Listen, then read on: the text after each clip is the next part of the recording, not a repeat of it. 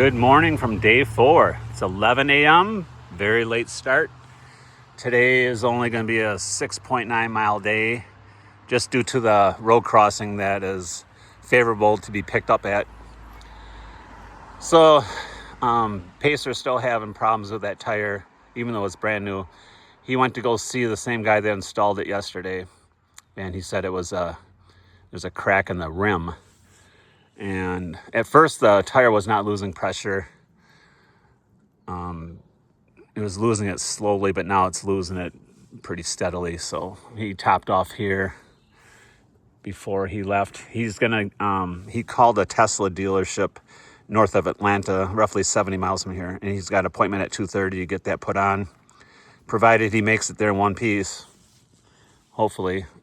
So the plan is I'm going to take my time with this hike because he won't be back till, 5 o'clock tonight. So I'm just going to hang out here. And this is one of the most iconic stops on the AT. So yeah, I was mentioning about those shoes. I don't know. They look like they're strategically placed, but it's a good story. But this, yes, roughly 25% of the people, they bail out right here and they get picked up and they end their hike here. So at least I made it that far. It's only 31 miles in.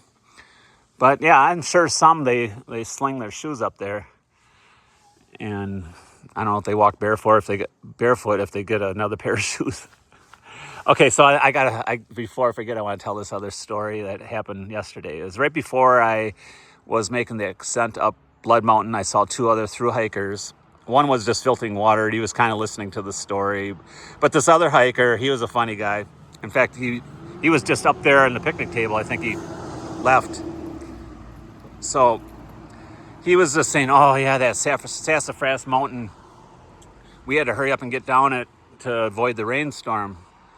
And I said, oh, like 2 days ago? He said, yeah. I says, oh, I told him the story, what happened about me getting low on water and energy and everything else. And he says, oh, was that your son that was hiking up? I said, well, was he wearing a camouflage backpack? He says, yeah, kind of a taller guy. I said, yeah, that was him. So I told him that whole story. Well, then his buddies, I started hiking up the mountain, and then shortly his other buddy passed me, and it was only about a mile up to the shelter up there, Blood Mountain Shelter. And then I saw him, we started talking, and I says, is your friend meeting you, or are you hiking with him? He goes, well, actually, we just met up on trail. So I thought that was pretty cool that he found a hiking buddy right away. And shortly after that, his hiking buddy came up, and we sat there for a little bit, and they're going to spend the night there. So that's what the other guy said. So I started hiking back down to get to here, and we're sitting at this very picnic table. Look, I got my can of Coke here. I normally don't drink sugar soda, but yeah, we're going to live it up a little bit. Got my pack here. This is my hang tag. I got that blank number. I'm about 685, I would say, but I'm not worried about the number so much. But anyway, I'm sitting just like this, like my back, like over here. Let me just zoom in real quick. I don't know if you can see the path there. You're coming down the mountain there, just right by that. There's the crosswalk, so it's just a tad left. I don't know if you can make out the path. So anyway, I'm sitting, sorry about that. Maybe I'll take that out. I'm sitting here like this. We're eating our pizza here, and Pacer's right there. He's looking the other direction. I'm looking this direction. All of a sudden I hear somebody say, yeah, finally made it. Did I say that loud? I think so. I'll keep my voice down. There's people around here too. So he says, oh, I finally made it. And I thought he was talking to somebody else. I didn't know who it was. And Pacer starts smiling at him. And I turn around. Oh, it's that guy that saw my son 2 days ago. He goes, yeah. He goes, I saw you 2 days ago. To Pacer, he says, I saw you today. So I thought they actually have, I guess, a bunk room there. So apparently, even though they're hiking somewhat together, that he elected to stay here, which I probably would too. I would take that over shelter. And I'm guessing his buddy is a faster hiker, and they were just going to meet up. But I did see him this morning when I got that can of Coke. So yeah, it's going to be an easy day. So should I do the? I'll do it later. No, I'll do it now. Otherwise, I'm going to forget. So the band of the day, and you got to think about who I like. Like I'm generally focused on the 60s, 70s, and the early 80s. That's kind of my time frame, and some 50s, I guess. But as far as the iconic bands, the overall bands, today's band is the Beatles. Yes. So this is gonna be probably the longest clip of this video. Then I'll just do a little bit, since it's a short hike. But I gotta explain this. Eventually, I won't have many stories to tell. But so my favorite overall song by the Beatles is "A Hard Day's Night," and that's my favorite album by the Beatles, even though it was a soundtrack. So I remember when I'm not kidding, I remember it. I was about 2 or 3 because I still had a pacifier.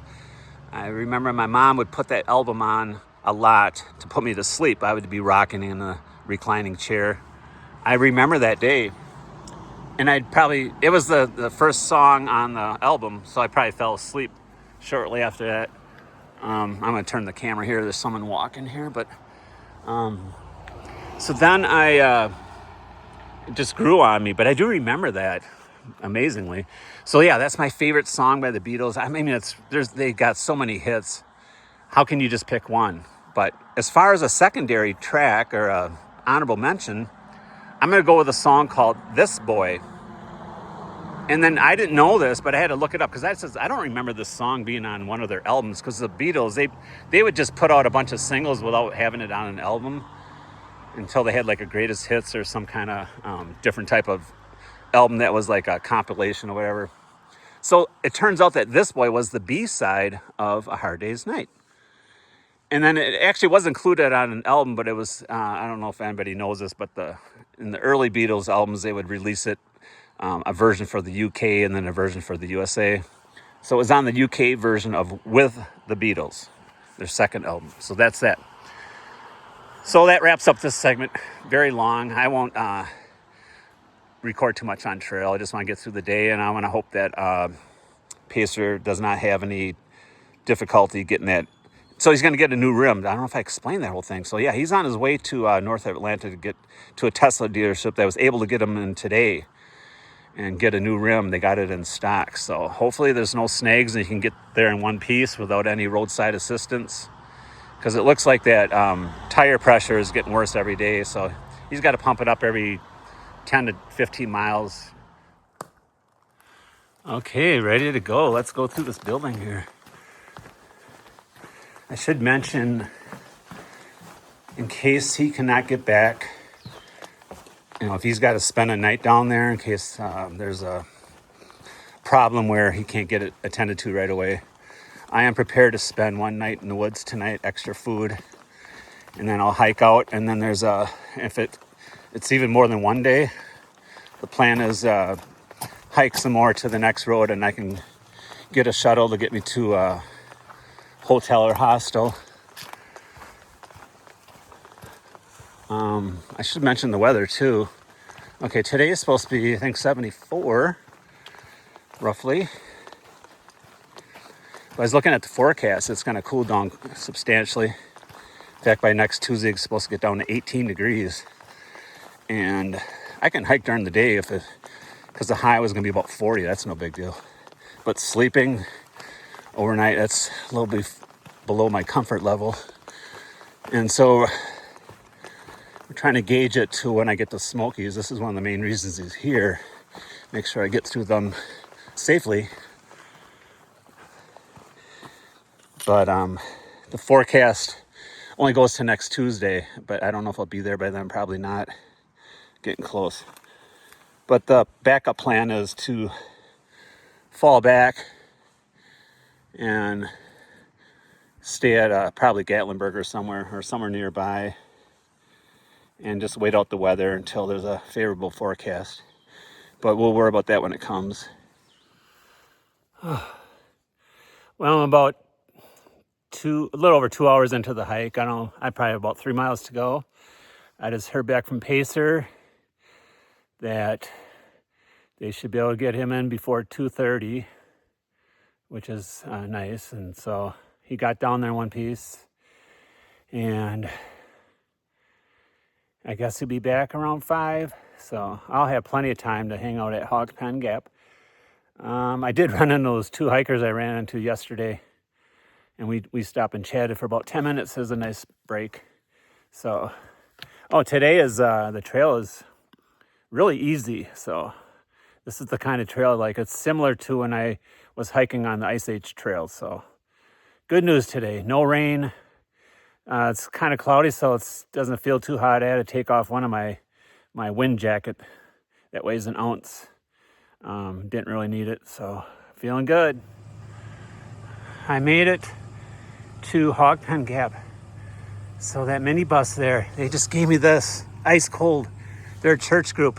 They said, if you're going to be at Unicoi Gap tomorrow, we're going to give out trail magic. So this is my first trail magic. First they gave me one. They says, here, have another. So I'm going to drink these. I'm so thirsty. I'm done for the day, but I'm dying of thirst. I was going to take off my pack and drink some water, but this is much better, ice cold.